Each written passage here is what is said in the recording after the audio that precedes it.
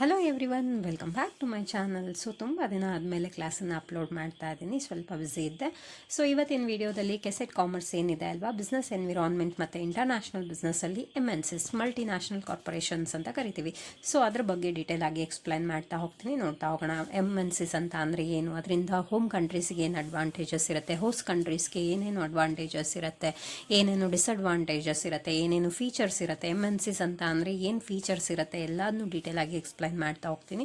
So ಕೊನೆ ತನಕನೂ ವಿಡಿಯೋನ ಸ್ಕಿಪ್ ಮಾಡದೆ ನೋಡಿ ಅಂತ ಹೇಳ್ತಾ, ಅದ್ರ ಜೊತೆಗೆ ಮಿಸ್ ಮಾಡದೆ ನನ್ನ ಚಾನಲ್ನ ಸಬ್ಸ್ಕ್ರೈಬ್ ಮಾಡಿ, ಶೇರ್ ಮಾಡಿ, ಲೈಕ್ ಮಾಡಿ, ಕಮೆಂಟ್ ಮಾಡಿ ಅಂತ ಹೇಳ್ತಾ, ಸೊ MNCs ಅಂತ ಅಂದರೆ ಏನು ಮೀನಿಂಗನ್ನು ನೋಡ್ತಾ ಹೋಗೋಣ.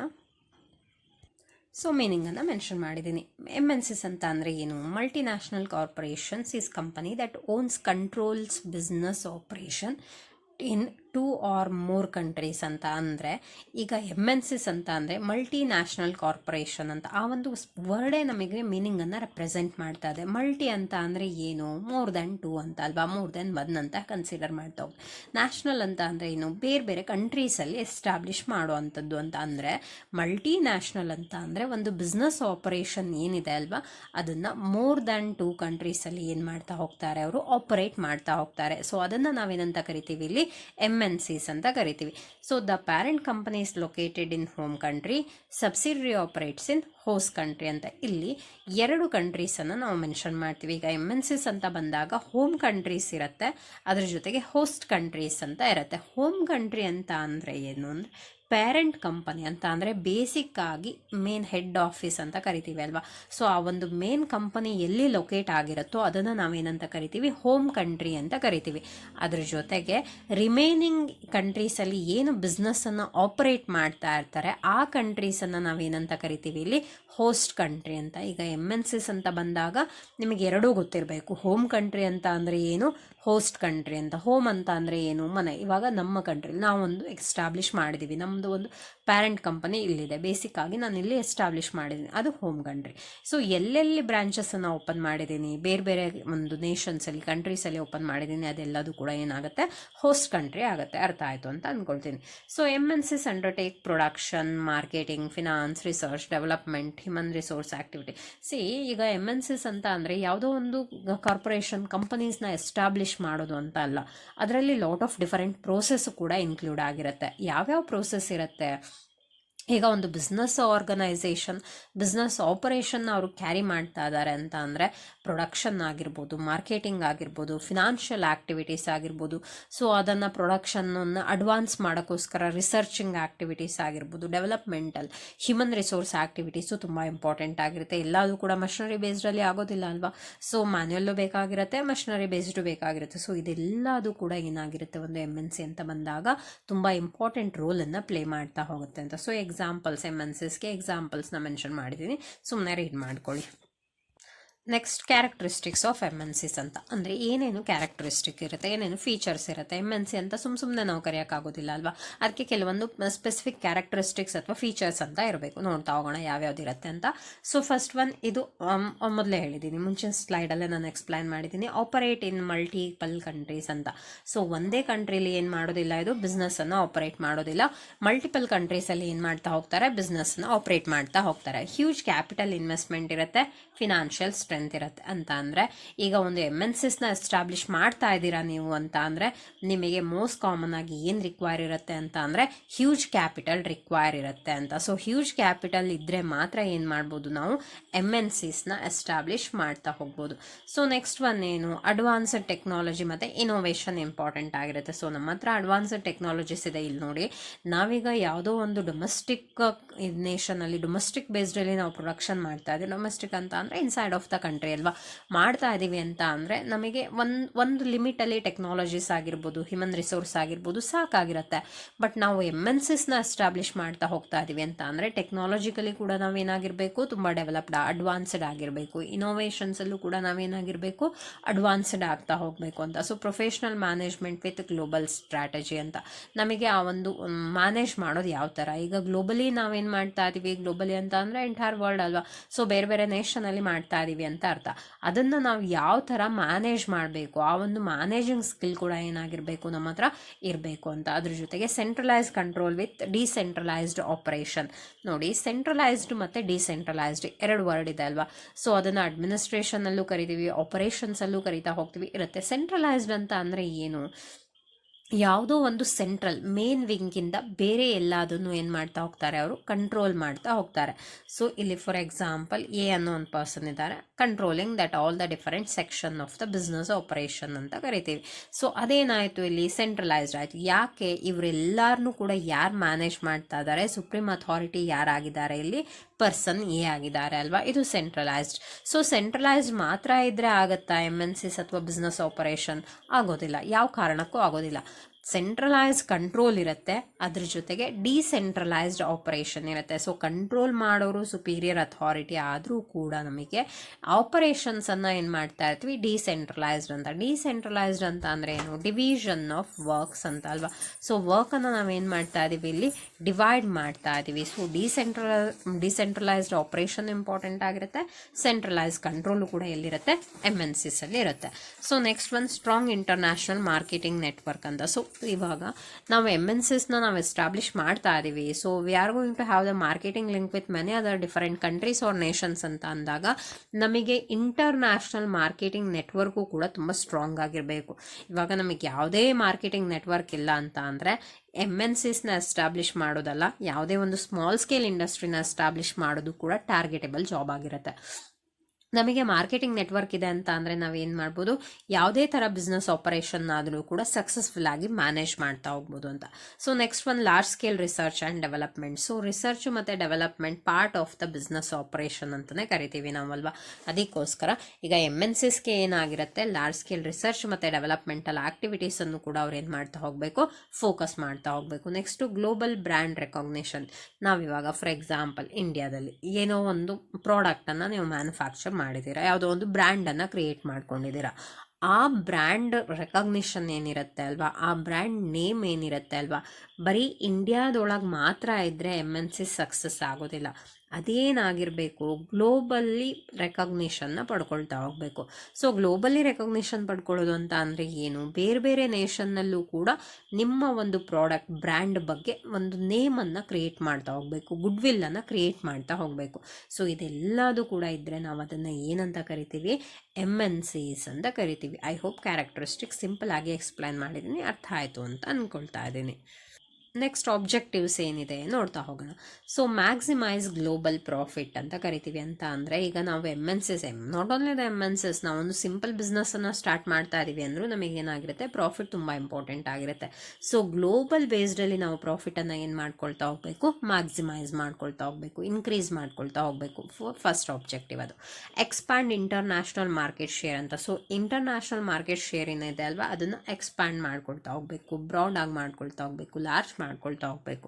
ಅದು ಕೂಡ ಇನ್ನೊಂದು ಆಬ್ಜೆಕ್ಟಿವ್ ಆಗಿರುತ್ತೆ. So access cheaper labour and raw material. ಇವಾಗ ನಾವು ಬೇರೆ ಬೇರೆ ಕಡೆ ಬೇರೆ ಬೇರೆ ಕಂಟ್ರೀಸಲ್ಲಿ ನಾವು ಬಿಸ್ನೆಸ್ ಆಪರೇಷನ್ನ ಹ್ಯಾಂಡಲ್ ಮಾಡ್ತಾ ಇದ್ದೀವಿ ಅಂತ ಅಂದರೆ ನಮಗೆ ಲೇಬರ್ ರಿಕ್ವೈರ್ಮೆಂಟು ಇರುತ್ತೆ, ರಾ ಮಟೀರಿಯಲ್ಲು ಕೂಡ ರಿಕ್ವೈರ್ಡ್ ಇರುತ್ತೆ ಅಲ್ವಾ.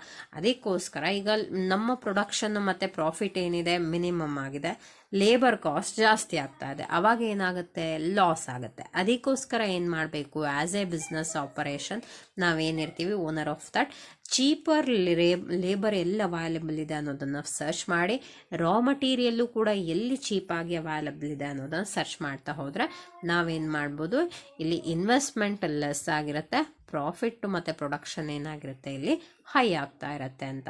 ಸೊ ನೆಕ್ಸ್ಟ್ ಒನ್ ಏನು, diversify business risk. So business ರಿಸ್ಕನ್ನು ಏನು ಮಾಡ್ತಾ ಇರ್ತೀವಿ, ಇಲ್ಲಿ ಡೈವರ್ಟ್ ಮಾಡ್ತಾ ಇರ್ತೀವಿ. ಡೈವರ್ಸಿಫೈ ಅಂತ ಈಗ ಬೇರೆ ಬೇರೆ ಥರದಲ್ಲಿ, ಇವಾಗ ಫಾರ್ ಎಕ್ಸಾಂಪಲ್ ಇಂಡಿಯಾದಲ್ಲಿ ಬಿಸ್ನೆಸ್ಸನ್ನು ಆಪರೇಟ್ ಮಾಡ್ತಾ ಇದ್ದೀವಿ ಅಂತ ಅಂದರೆ ಇಲ್ಲಿ ಬಿಸ್ನೆಸ್ ರಿಸ್ಕ್ ಬೇರೆ ಥರ ಇರುತ್ತೆ. USA ಅಥವಾ ಸಮ್ ಆಫ್ ದಟ್ ಕೆನಡಾ ಬೇರೆ ಕಡೆ ನಾವೇನೋ ಬಿಸ್ನೆಸ್ಸನ್ನು ಎಸ್ಟಾಬ್ಲಿಷ್ ಮಾಡಿದೀವಿ ಅಂತ ಅಂದರೆ ಅಲ್ಲಿ ಬರುವಂಥ ಅಬ್ಸ್ಟ್ಯಾಕಲ್ಸ್ ಅಲ್ಲಿ ಏನಾಗಿರುತ್ತೆ, ಅದು ಡಿಫ್ರೆಂಟ್ ಆಗಿರುತ್ತೆ ಅಲ್ವಾ.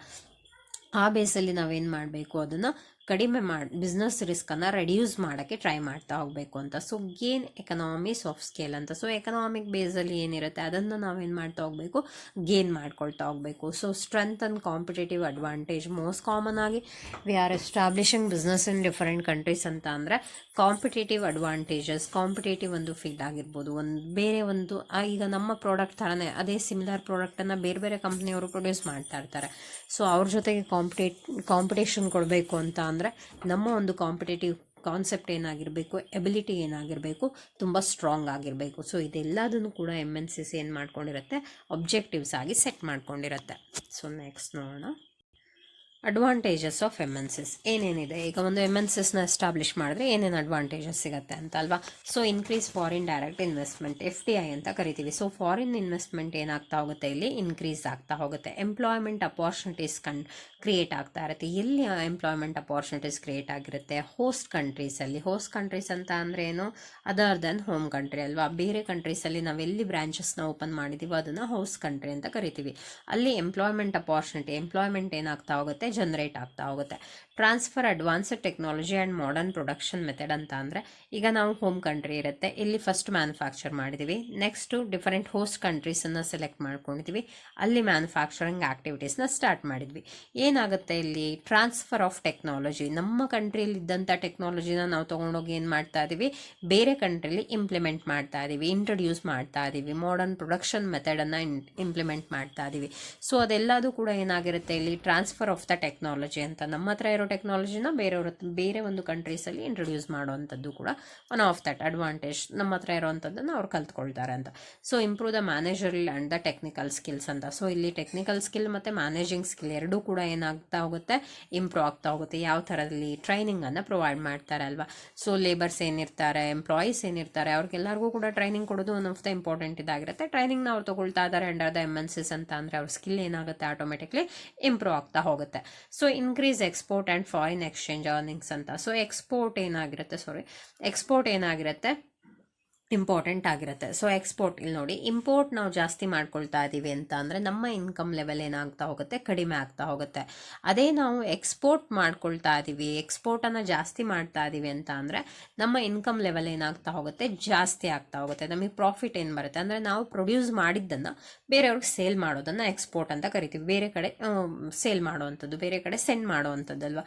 ಅದರಿಂದ ನಮಗೆ ಮೋಸ್ಟ್ ಕಾಮನ್ ಆಗಿ ಪ್ರಾಫಿಟ್ ಬರುತ್ತೆ. ಅದೇ ಬೇರೆಯವರು ಮ್ಯಾನುಫ್ಯಾಕ್ಚರ್ ಮಾಡಿದ್ದನ್ನು ನಾವು ದುಡ್ಡು ಕೊಟ್ಟು ಪರ್ಚೇಸ್ ಮಾಡಿದ್ರೆ ಅದು ನಮಗೆ ಲಾಸ್ ಆಗ್ತಾ ಹೋಗುತ್ತೆ.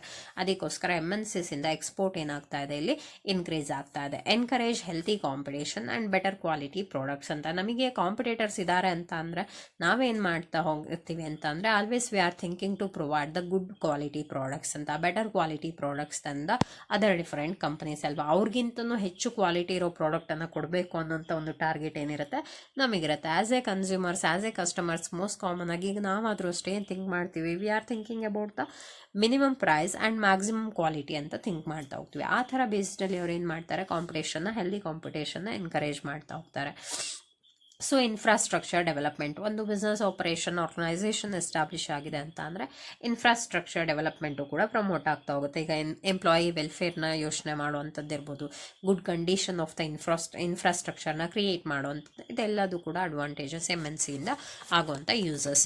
So introduce the innovation and research culture. So most common ಆಗಿ ನಮಗೆ ಡೆವಲಪ್ಮೆಂಟ್ ಬೇಕು, ಪ್ರಾಫಿಟ್ ಬೇಕು, ನಾವು ಒಂದು ಕಾಂಪಿಟೇಷನ್ ಫೀಲ್ಡಲ್ಲಿ ನಾವು ಸ್ಟೇಬಲ್ ಆಗಿ ಇರಬೇಕು ಅಂತ ಅಂದರೆ ಇಂಟ್ರೊಡ್ಯೂಸ್ ದ ಇನೋವೇಷನ್, ಮಾಡರ್ನ್ ಇನೋವೇಷನ್ನ ಇಂಟ್ರೊಡ್ಯೂಸ್ ಮಾಡ್ತಾ ಇರೋದು ಕಾಮನ್ ಆಗಿ ಬೇಕಾಗಿರುತ್ತೆ. ಅದು ಕೂಡ ತುಂಬ ಇಂಪಾರ್ಟೆಂಟ್ ಆಗಿರುತ್ತೆ, ಯೂಸಸ್ ಆಗಿರುತ್ತೆ. ಹೋಸ್ಟ್ ಕಂಟ್ರೀಸ್ಗೆಲ್ಲ ಯೂಸ್ ಅಂತ, ಬೆನಿಫಿಟ್ ಅಂತಲೇ ಕನ್ಸಿಡರ್ ಮಾಡ್ಬೋದು.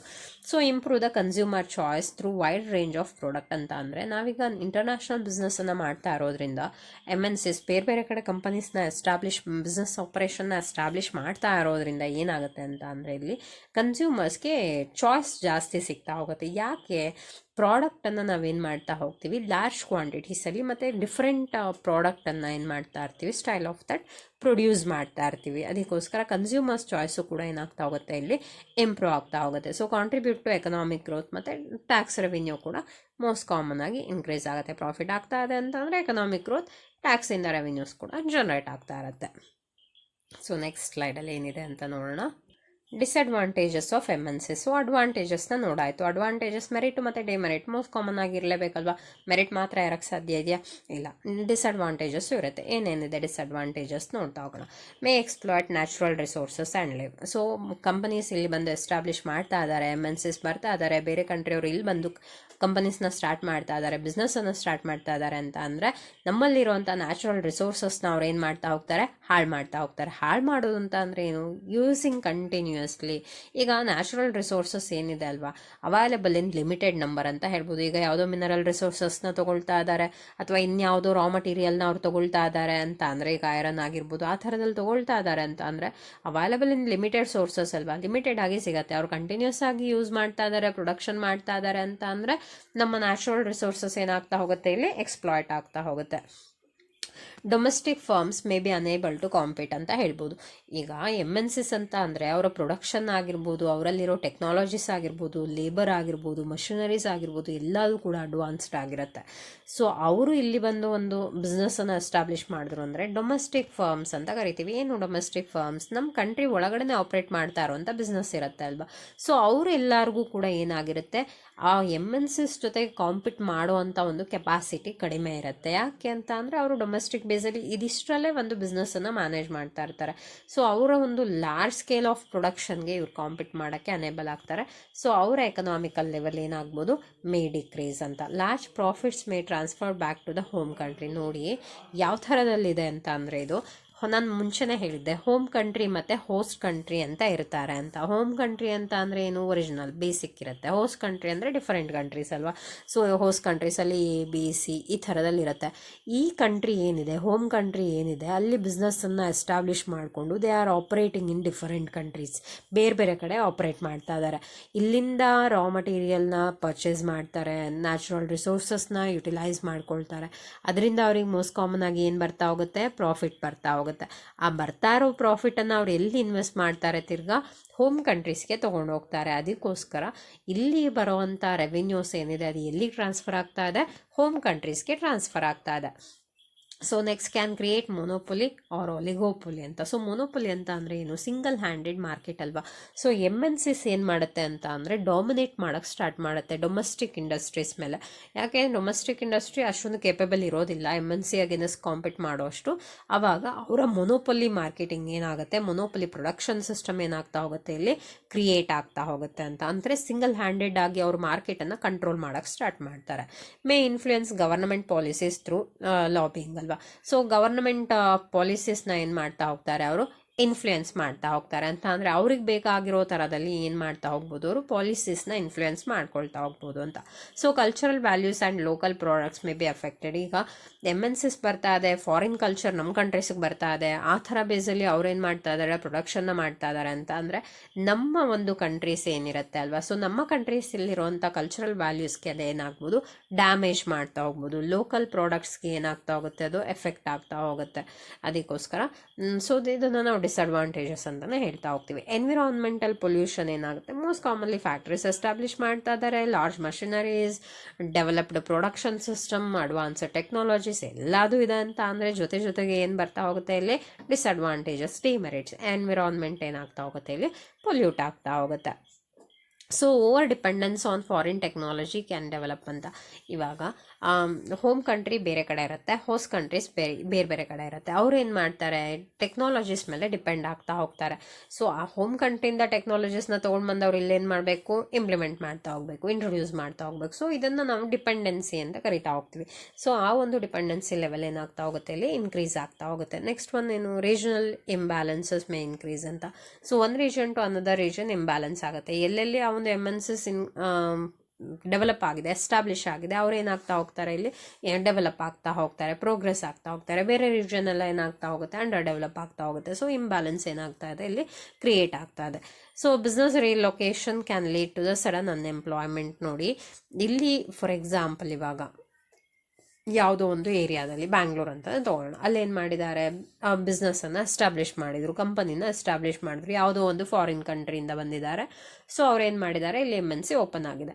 ಆವಾಗ ಅವ್ರು ಏನು ಮಾಡಿದರು, ಎಂಪ್ಲಾಯ್ಮೆಂಟ್ ಅಪಾರ್ಚುನಿಟೀಸ್ನ ಲೋಕಲ್ ಏನಿರ್ತಾರೆ ಅವ್ರಿಗೆಲ್ಲರಿಗೂ ಪ್ರೊವೈಡ್ ಮಾಡ್ತಾರೆ ಅಲ್ವಾ. So those who are eligible ಇರೋರಿಗೆಲ್ಲ ಪ್ರೊವೈಡ್ ಮಾಡಿದರು.